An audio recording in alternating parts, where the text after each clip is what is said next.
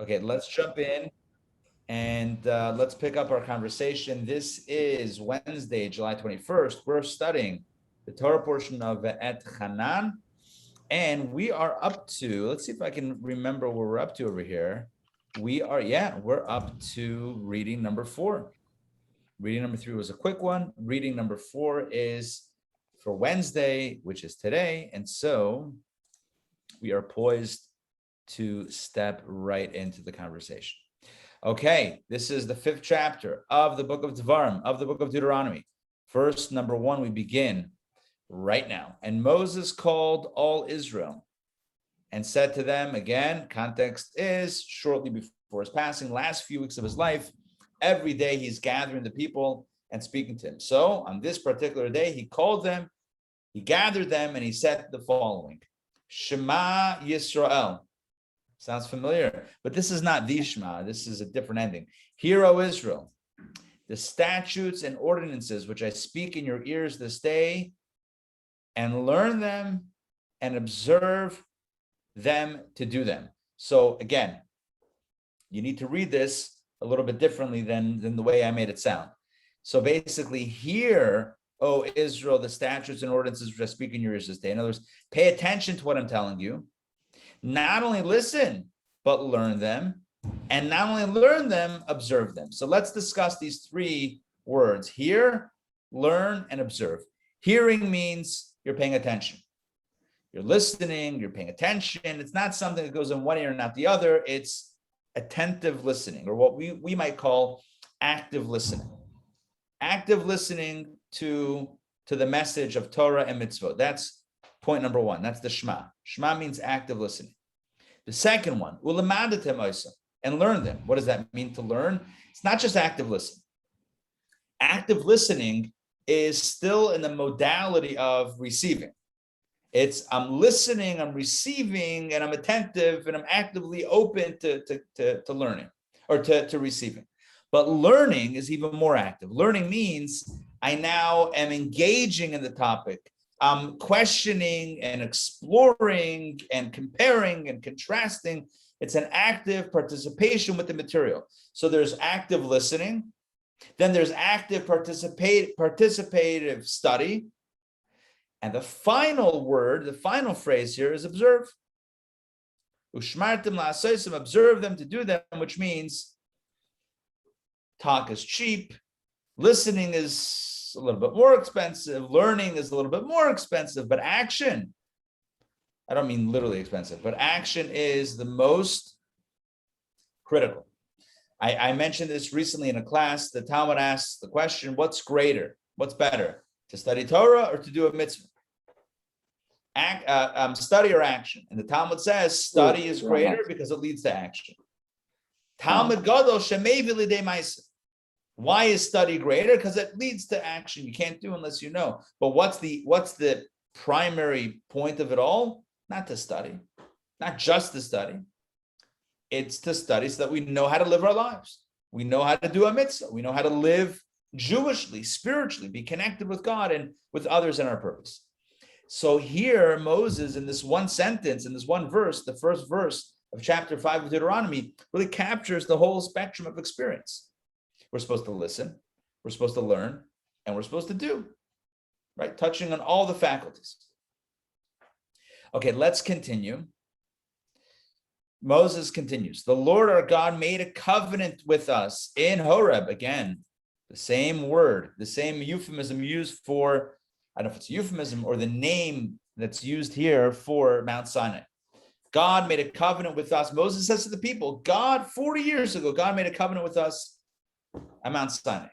Not with our forefathers. Look at this. Not with our forefathers did God make this covenant, but with us, we, all of whom are here alive today. So it's not once upon a time God did this, that, or the other. God loved Abraham, he loved Isaac, he loved Jacob, he made deals with them, he made covenants with them, he chose them. No. God chose you.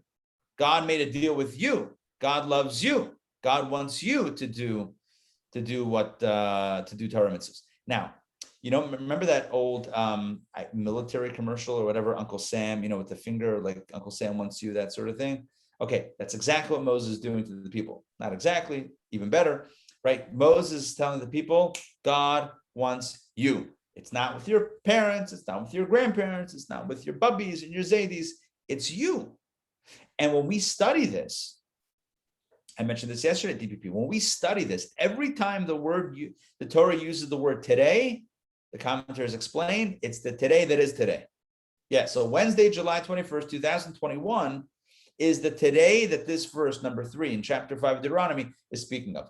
God did not make the covenant only with our grandparents, predecessors, etc., but with us, you and I, right here, who are alive today, literally today. Let's continue. Moses recounts and recalls the spectacle, the incredible experience at Sinai. Verse 4, face to face, panim bepanim, face to face, the Lord spoke with you at the mountain out of the midst of fire. By the way, you is us, because we were all at Sinai. You may know this famous Jewish teaching, all Jewish souls were at Mount Sinai. So face to face, the Lord spoke with you. That means you and I. At the mountain out of the midst of the fire, and Moses says, and I stood. I love how they put, I don't know if I love, but it's interesting how they put this in parentheses, because it is somewhat of a parenthetical statement, right? Because if you can go, you could go from verse 4 to this last word and then jump straight into 6. Because what we're doing now, drum roll please, we're about to recount the 10 commandments. Moses is about to retell the 10 commandments, and we're going to explore them and study them in depth. But it's in the context of Moses recalling the experience at Sinai. So Moses says, face to face, God spoke with you. And I stood between the Lord and you at that time to tell you the word of the Lord, for you were afraid of the fire and you did not go up on the mountain. This is a reference to the fact that the first 2 commandments were heard from God directly. The other 8, they heard it through Moses. Moshe. Yeah, they heard it through Moshe. Why? Because when they heard the first 2 commandments, it was so, I don't know, the experience was so big, they actually died. Right. They lost their lives. The Talmud says, Parcha nishmasim, their souls flew out of their bodies. And then God had to resurrect them. And then it happened again. And the people said, okay, this is a bit intense. It's not what we were necessarily, banking on. So Moses, why don't you convey the messages to us in a way that is a little bit more sustainable and accessible? And that's what happened. So Moses reminds them that he stood between, and again, standing between is not like Moses an intermediary or something like that, like getting in the way of our relationship with God. Moses helping facilitate this conversation or this communication more accurately. You were afraid of the fire, you did not go up the mountain. So this is what God said. So face to face, God spoke to you, and this is what he said. And here we begin the 10 commandments. Before we begin reading the 10 commandments for the second time in Torah, because we read them in context of the chronological story in the book of Exodus, all the way back 3 books ago in the book of Exodus. Before we get into this second appearance of the 10 commandments, I need to tell you that there are subtle distinctions between the 2 sets of commandments. For the most part, they're identical, but there's a few different distinctions, some of which we've discussed in previous sessions. So, for example, when it comes to Shabbat, there are some distinctions between the original or the first iteration of the 10 commandments as told in Exodus to this iteration of 10 commandments as retold by Moses 40 years later. How do you reconcile the distinction? What is it? Just somebody got it wrong? What's the correct version? Famously, our tradition tells us that both versions were said at Sinai. One appears in Exodus and the other appears here in Deuteronomy. What does that mean? It means that God is not limited by the structure of communication that you and I know, which means the following. When you and I communicate, we say one thing at one time. And if you want to say a second thing, then you say it after that first thing. You say point number 1, and then you say point number 2. But you can't say point number 1 and point number 2 at the same time. I mean, you can say point number 1 that includes hints to ideas or includes other details that could be considered point 2, 3, 4, 5, etc. But if you're trying to explicitly say something, you can only say one thing at one time. That's the limitation of communication speech in our box, in our realm of existence. God is not subject to our limitations. God created the matrix. God created the sandbox. God is not forced to be stuck in said sandbox, which means that when God communicates, God can communicate more than one point at one time. In the language of one of the most famous prayers in Judaism, the Lecha Dodi prayer that we say Friday nights in synagogue.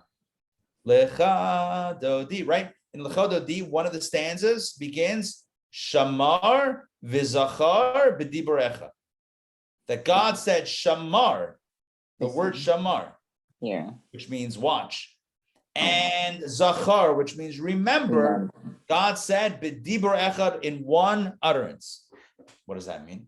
It's a reference to the 10 Commandments. In one instance, it says, keep the Sabbath day. And the other version says, remember the Sabbath day.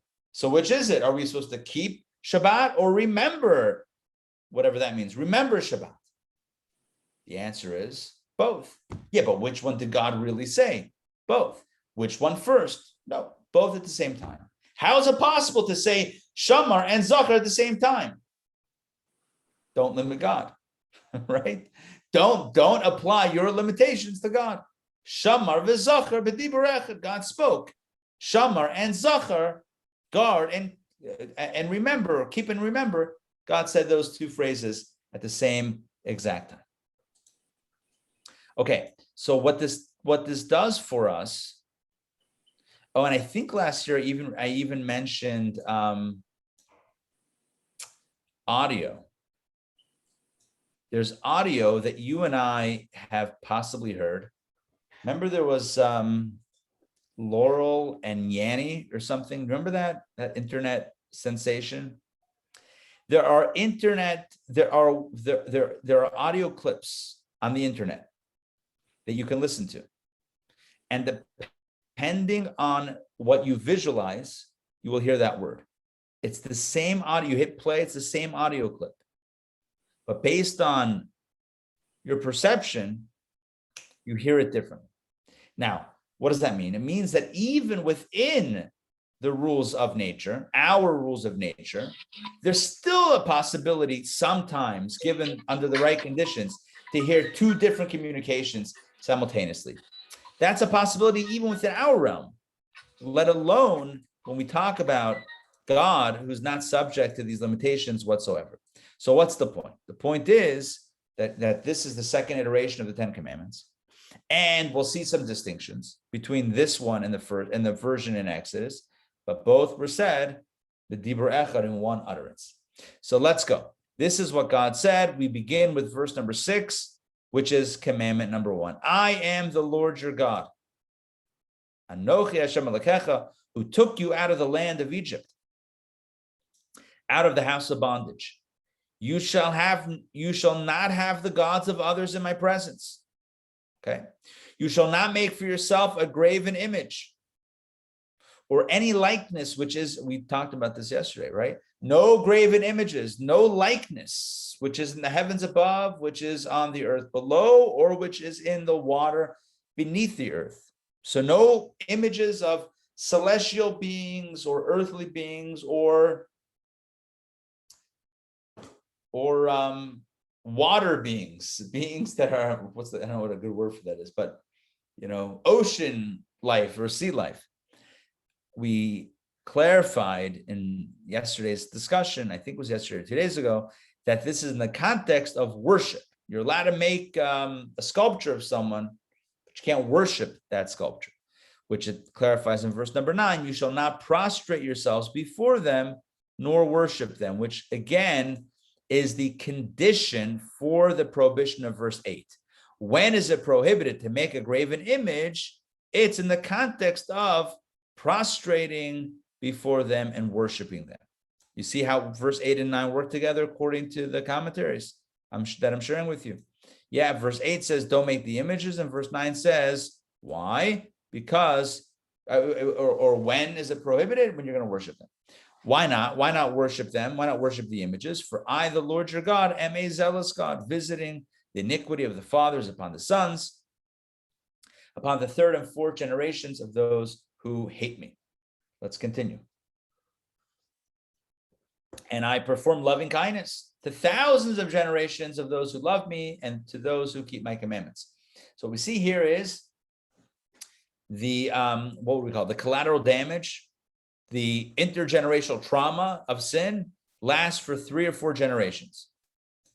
But when it comes to the intergenerational benefit or blessing that is evoked by acts of kindness and goodness, that lasts for thousands of generations. And based on this, our sages tell us that good is always more powerful than evil. Look, an evil act only has an effect for 3 or 4 generations, but a good act can last as long as 1,000.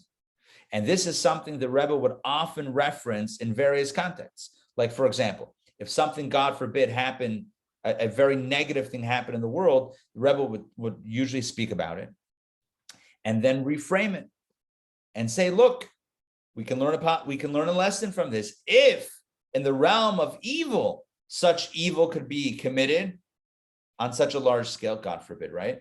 So for certainly in good, each of us has the power to unleash incredible light and goodness in the world. Because if it's true of evil, it's most certainly true in an even greater level when it comes to goodness. Does that make sense? Yeah. Okay, let's continue. Next commandment.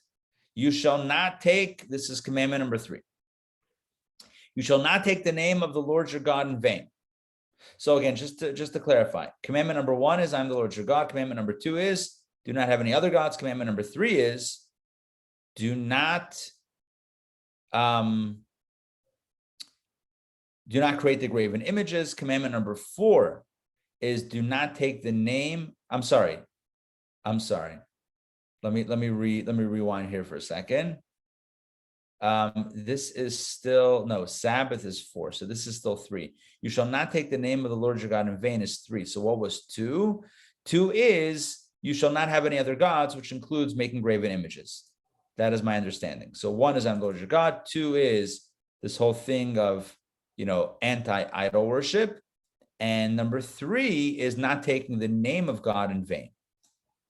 For the Lord will not hold blameless anyone who takes his name in vain. Okay, that's 3. Number 4 is keep the Sabbath day to sanctify it. Oh, keep, shamar, keep. In Exodus, it was remember the Sabbath day to sanctify it. Remember, zachar. Here it's shamar. See, shamar. Keep the Sabbath day to sanctify it as the Lord your God commanded you. The Torah, the 10 commandments continue with the details of what Shabbos is. 6 days may you work and perform all your labor.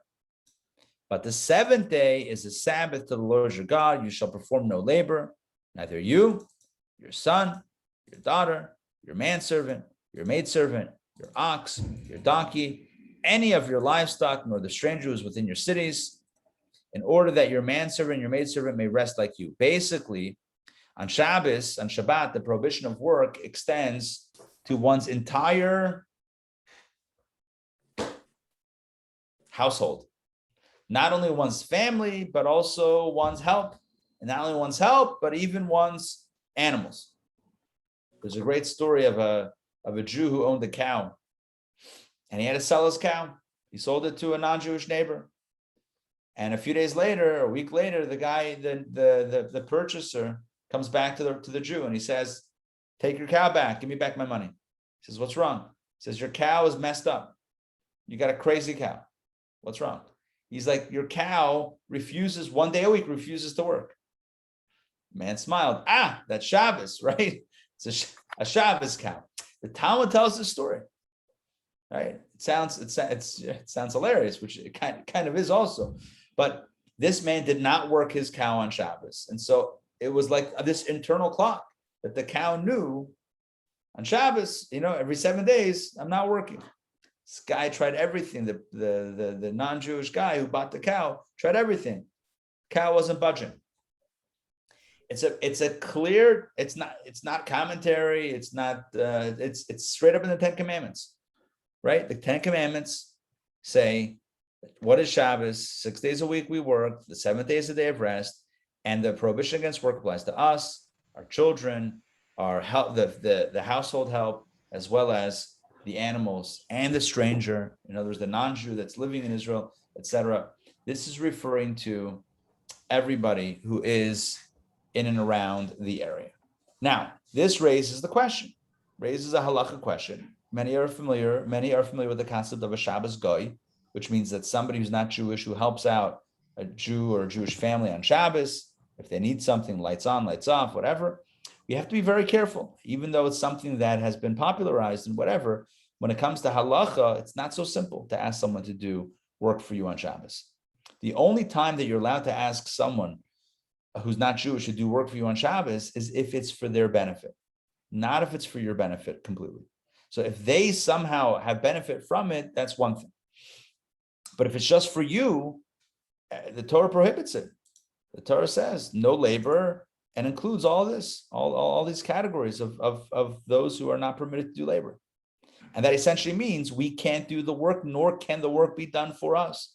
In fact, there are many discussions about the viability, the halachic viability, the Jewish legal viability or permissibility to order a package, right, that is set to deliver on Shabbos. Because what that means is, you order from Amazon and it says the delivery is going to be Saturday. So here's the question. Is that okay? Because what that means is that somebody's going to be doing work for you on Shabbos. Someone's going to be driving to your house, taking a package, scanning it, walking it to your front door, and leaving it there for you on Shabbos.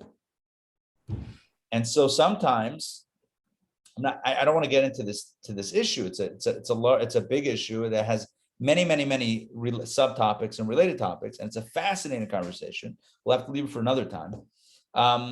But there might be a difference between whether you choose the shipping or whether the supplier chooses the shipping, in which case you can say, I didn't ask for it on Shabbos, so I would be fine with it on Friday or Sunday. But if you specifically choose for it to be on Shabbos, I'm not telling you, I'm not giving you a psak, halacha here, I'm not giving you a ruling, but it could be a little bit more problematic. Okay, the point is, this is commandment number 4, prohibition against work on Shabbat. And of course, what is work? How do you define work?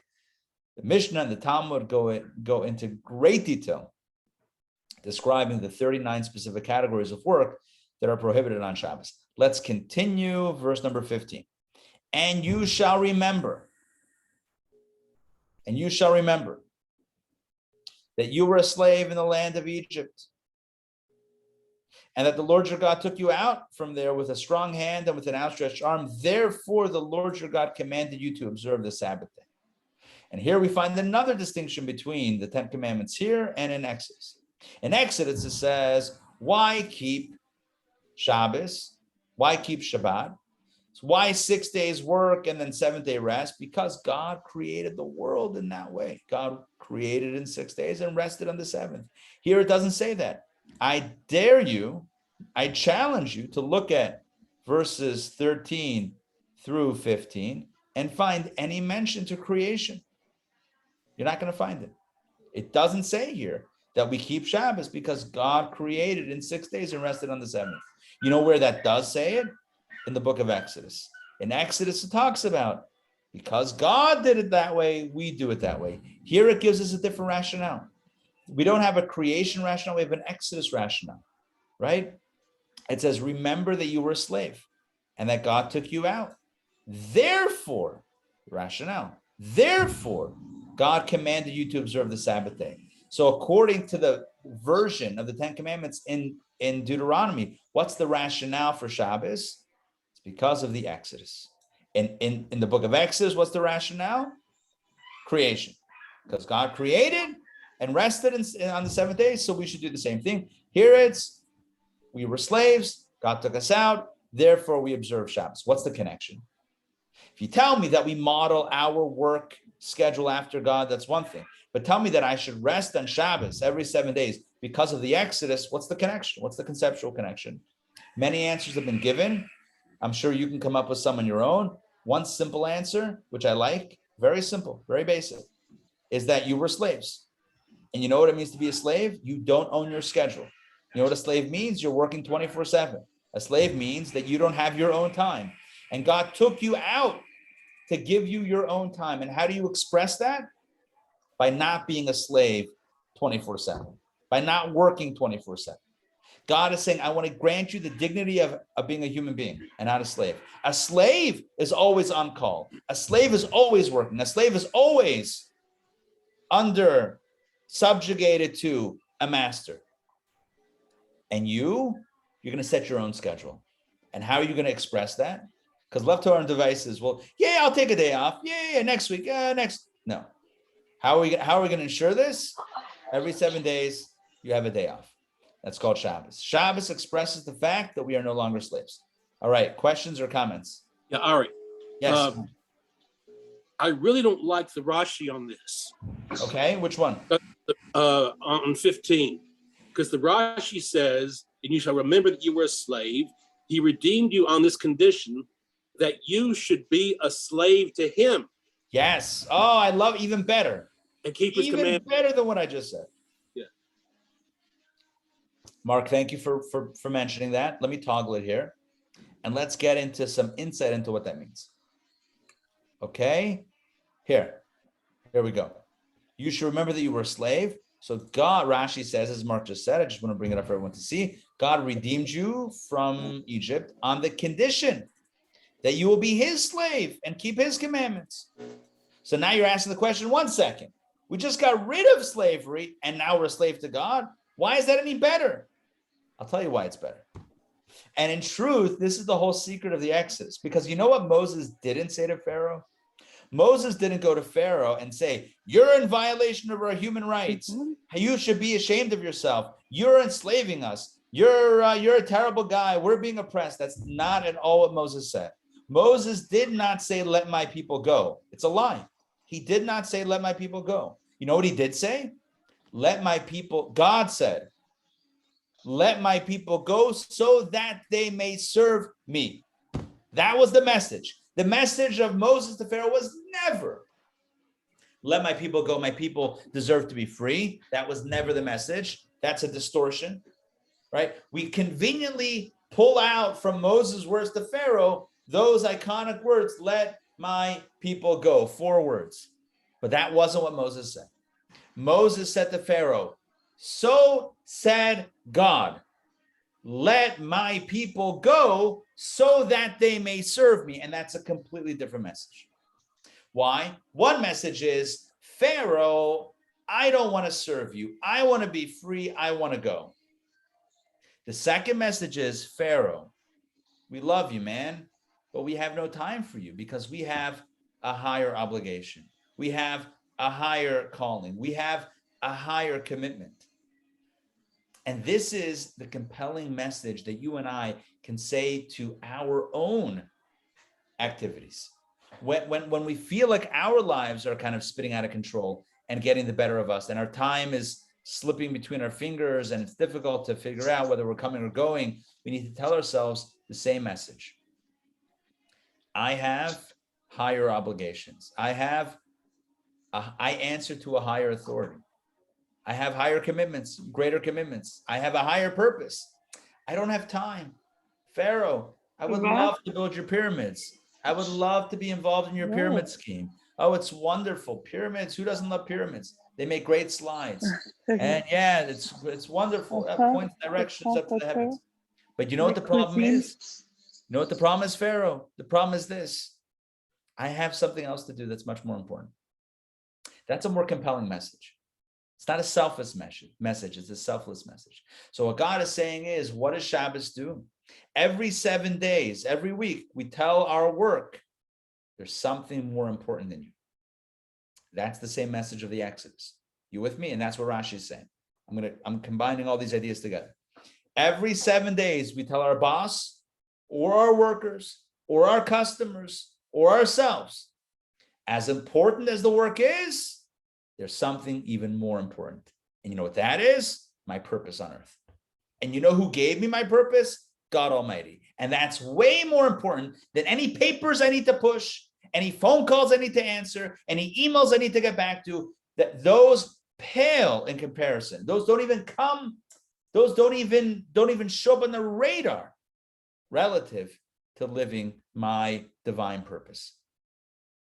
6 days a week, we got to take care of business and earn some money. But on the seventh day, we can fully connect with why we're actually here on planet Earth.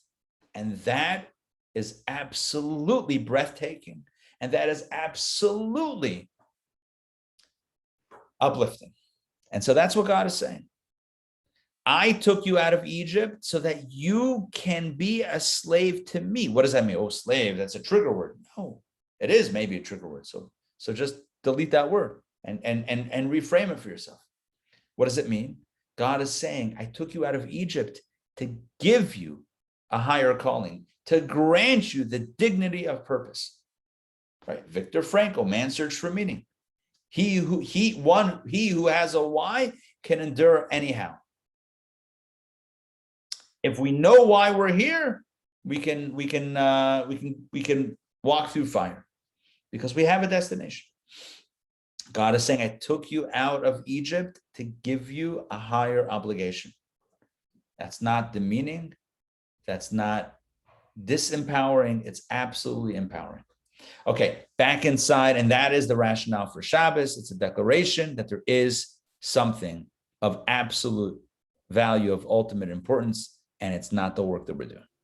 Let's continue with number 5.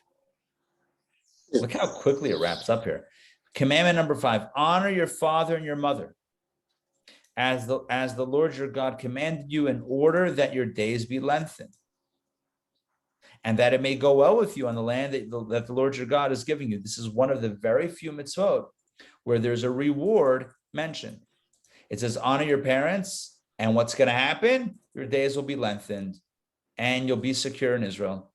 This is one of the very few mitzvot that has a specific reward mentioned alongside the commandment. Now, why is it mentioned here? I've seen many, many commentaries. One that I think is very, I'm going to say cute, but it's also very poignant, is the following. If you honor your parents, right? If you honor your parents and your days are lengthened, in other words, it's less of a reward and more of a promise. Honor your parents. You know why? Because Laman could also mean because, not in order to, but because your days will be lengthened. And guess what you're going to need when you get older? When you get older, what are you going to need? Your kids to take care of you. How will your kids to know to take care of you when you get older? If they saw you taking care of your parents when they got older. Are you with me on this? I probably should backtrack for a second. Honor your father and mother does not mean when you were 10 years old and they said, clean up your room, that you cleaned up your room. That's not what it means. Honor, I mean, that's also a good thing, but honor your father and mother means, as the Talmud and Jewish law clarify, when your parents get older and they need help, similar to the help that a child needs. I'm saying like basic help, transportation and food and clothing. And what I mean by that is taking them where they need to go, making sure they're eating, literally, and making sure they're dressed and clean. All things that parents do for small children, right? Parents take their children where they need to go. Parents buy food, cook food, and feed the food to their children. Parents bathe and clean their children, and they dress them. These are all things that parents do for children. At a certain point in time in the natural arc of life, parents are back in a vulnerable position to need those basic elements of care. At some point, you know, when with advanced age, when a person gets older, they're no longer able to get around, to shop, to cook, to feed themselves, perhaps, to clean themselves, to bathe, shower, etc., and to dress themselves. So what happens then? The Torah commands It's one of the biggest misconceptions that honor your parents means when you were a kid to listen to your parents. You need one of the 10 commandments to tell you that. They're giving you a room in their house. You should clean it up, right? You don't need a divine commandment to tell you to clean your room. It's logic. You're living in your parents' home. They're paying the mortgage. Yeah, they're giving you a room. Make sure it's clean. You don't need a commandment. You know what you need a commandment for? When you're busy with your life and you have your own needs, and maybe you have children that have their needs, and then your parents or grandparents or whatever it is, and then your parents need help, right? Because that's the way life goes. That's the way aging works. Now they need help. They're in a vulnerable place. So who should take care of them? The Torah says you. Honor your father and your mother. And like I'm trying to share with you this idea. Why? Because your days will also be lengthened, please God. You'll also live a long life. And you want someone to take care of you? Yeah, you want to be abandoned, God forbid. Or you want your kids to take care of you? Sure, good. How are they going to know that? Because you modeled it for them when you took care of your parents. This is what we call education. Educating by example. You care for your parents when they need help, and your kids will take care of you. Okay? I hope that makes sense. Verse 17. Oh, Sarah, yeah. Real quick, I was just, what about the part that says, whose principle remains in the world to come, which is respecting our parents also? Oh, exactly. Beautiful, beautiful, beautiful. It says in the Siddur, let me pull it up. Hold on. It's actually a Mishnah. Let me pull this up for my own reference. Make sure I'm not misquoting it. Okay, it says, these are the things. Elu Devarim. This is the Mishnah in Peah, maybe. It says, Elu Devarim, these are the things, Sha'adam Eichel Perisem Ba'elam Hazeh, V'hakeren Kayemes La'elam Haba. That a person eats the fruits in this world, and the principle remains in the world to come. In other words, it actually benefits us in both realms. We taste of the prophets, the spiritual prophets in this world, and the principles remains everlasting for the world to come. In other words, some mitzvot we only get rewarded for in the afterlife, but we don't experience the immediate reward. But ve'elohein, and then the Mishnah says, and what are they? Kibbud avim. The first example is honoring our parents. So honoring our parents is one in which we receive a reward on both realms, both in this lifetime and the beyond. And this lifetime, we're talking about that right now. I mean, the greatest reward is knowing that you're doing the right thing, right? I mean, that's the greatest reward. Another reward is the fact that, modeling that type of care and attentiveness to our parents will only benefit us in the long run, right? Please God, we'll be taken care of as well. And don't think that we're using up the merits or the credits, because the principle remains, the core positivity remains for eternity. Ari. Yeah. I've got something interesting, because in Rashi, where he talks about honoring your parents, as Hashem, your God, commanded you regarding honoring a father and mother too, they were commanded at Mara. As it says there in Mara, he established for the nation the statute and the judgment. I just now looked that up. But the statute and the judgment refers not to parents. This is also the red cow. It says there he established you a statute and judgment. At Mara, he gave them a few of the passages of the Torah so they should present themselves with it. Shabbos, the red cow, and laws involving monetary claims. In a note from Mechilta in Sanhedrin, what is that, Talmud, or I don't know? It's Medrash. Mechilta's Medrash. What it says is that red cow was put into the text of Rashi erroneously. Some suggest that the text originally had the abbreviation, it's Vav, 2 slashes and Aleph, which stands for Kavod Av, honoring parents. The abbreviation was mistakenly copied as Fei olive, which was interpreted as Interesting. the red cow. I just thought I'd pass that along. That's amazing. I didn't know that. So it's interesting because a pei aleph, right? Pei is para, pei, and then aleph raduma, para aduma, red heifer. But it could have been the chaf aleph, kibur av va'em, honoring our parents. So it's from Mara. That's so interesting. That's some great investigative work over there. That's very cool. Nice. It's like a little CIS action. Okay, but just to get back to this verse, on a simple level, it does mean that I'm giving you like a bit of a drush, but on a simple level, it means that on a simple level, it means that the reward of honoring our parents is long life. As Sarah mentioned, right, referencing the reward in this world or the world to come, we live long in this world and we have a beautiful world to come as well. All right, let's continue verse 17. Now we get into the last 5 commandments. And just to point out, the first 5 commandments began all the way back in verse 6. So look, I'm going to highlight how long those first 5 commandments were. There are 10 total, right? So the first 5 go all the way over here. See all that blue highlighted text, all of that, the first 5 commandments.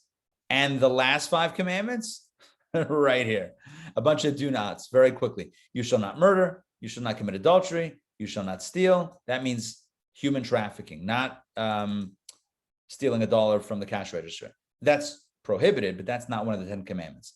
10 commandments are capital crimes. So murder is a capital crime, adultery is a capital crime, and human theft, human trafficking, kidnapping and human trafficking is what stealing here means.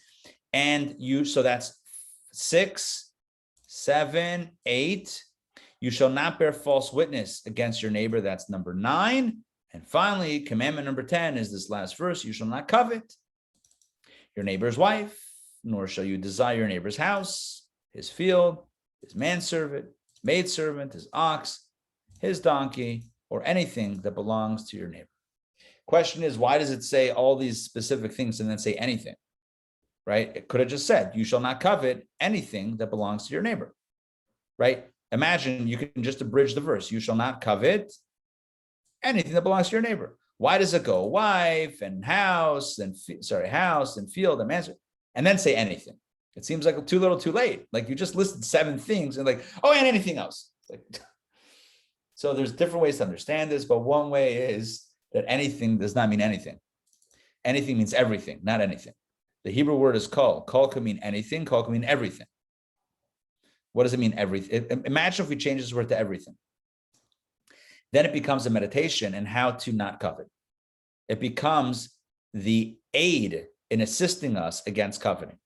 Why? How will we be able to resist coveting the wife, the house, the field, the manservant, the maidservant, the ox, and donkey of our neighbor? How do we resist in coveting something that someone else has? It's by remembering that if you want that one thing, then you have to have everything that belongs to your neighbor. You want the whole package?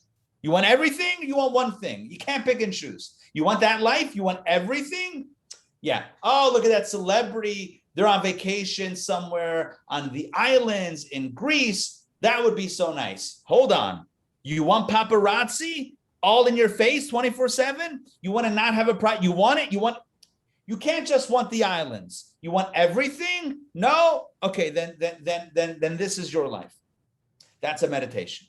It's not somebody telling you, it's an internal meditation that according to some commentaries, the Torah is giving us. How can it be that I can help get out of being stuck in coveting this and that and the other, my neighbor? I should tell myself that everything is tied into a package. Everything has a cost. There's no such thing as a free lunch. You want that thing?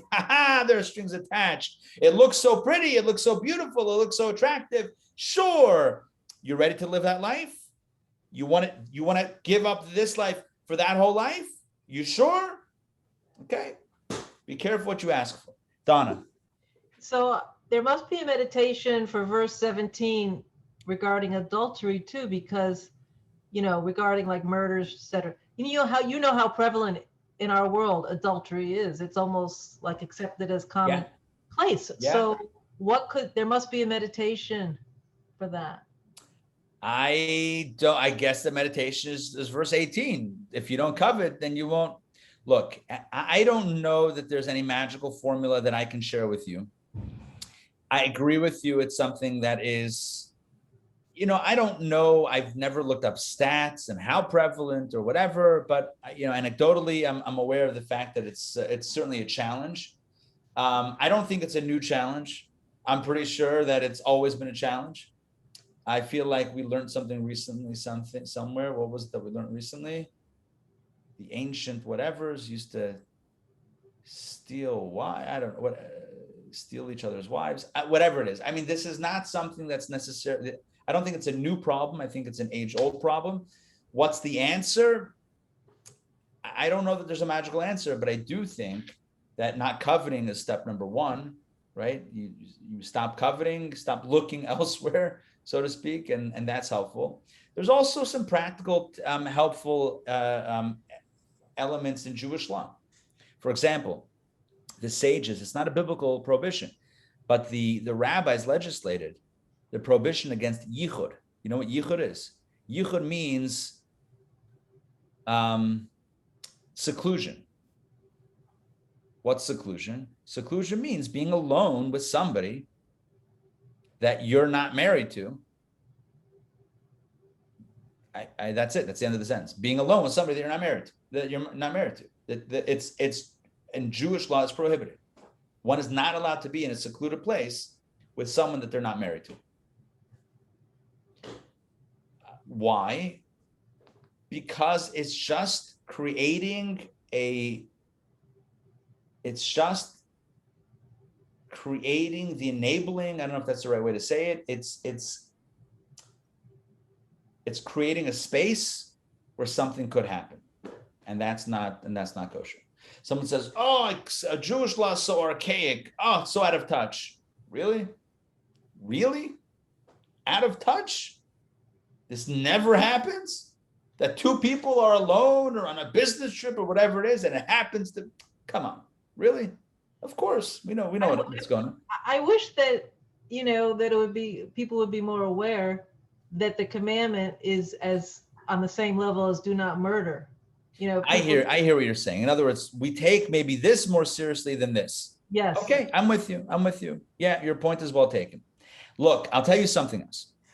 And that is that this is something, Torah in general has 613 commandments. And it's something, every mitzvah is important. 10 commandments are definitely the top 10. They're definitely very important, essentially important. In fact, murder and adultery are two of the big three prohibitions that one is supposed to give their lives for in order to not transgress. So the third one is idolatry. So if somebody says, murder somebody or else your life is in danger, you're not allowed to take someone else's life. Commit adultery or else, your life is in danger, cannot commit adultery. Serve idols or else, you cannot serve idols. Those are the big three that we say, Yareg Val Yavar. Be ready to be put to death, God forbid, and not transgress. Usually transgress and stay alive. Somebody says to somebody, I'll kill you unless you eat, McDonald's. Eat McDonald's and save your life. You don't have to give up your life for kosher. But someone says, take someone else's life, commit adultery, or serve idols, no negotiation. Even paying the ultimate price. Anyway, I agree with you. I don't know that we're going to run a billboard campaign anytime soon. I think in general, this is not, we are not in a fire and brimstone society where, people are shaking their fists at, that sort of thing at the world and saying, do this, do that. Certainly not rabbis. I don't think it's the approach. The approach is rather one of, inspiration and coming at it from a different perspective. Would I hope that people take all of the commandments seriously? 100%. Is there room to improve? Sure. Am I going to point fingers at it? No, I think we always start with ourselves. What can I improve? And hopefully everyone's asking those questions. But point well taken. Sarah, jump in. Sarah, I see your hand is raised. But you're No, my hand, I'm sorry, my phone. Oh, No okay. question. Okay, Oh, thank no you. question. Okay, cool. All right. Yeah. No worries. No worries. Okay. All right. That is it for today. It's a little bit late. I'm gonna check out. Tonight we have Torah studies. And we have a great class tonight, 7:30 in person and online. It's a hybrid class or dual class. So you can join in person at 7:30 at Chabad Intown Jewish Academy on the Beltline. We're going to be upstairs in the shul. You can join online on Zoom. I sent out an email this morning to the like one of these more like blast emails, but I'll also send out a personal email invite a little bit later. So join us for that. If you come in person, you also get cookies, which I cannot give you when you're joining on Zoom. So you want to join on Zoom, that's great, but I cannot give you cookies. And you can have your own cookies. But the cookies that I give are only going to be here at IJA headquarters, IJA HQ in the ATL. We're into acronyms today. All right, friends, have a wonderful day. We'll see you guys soon. Take care. You too. Thank you so All right. much. My pleasure. We'll see you soon.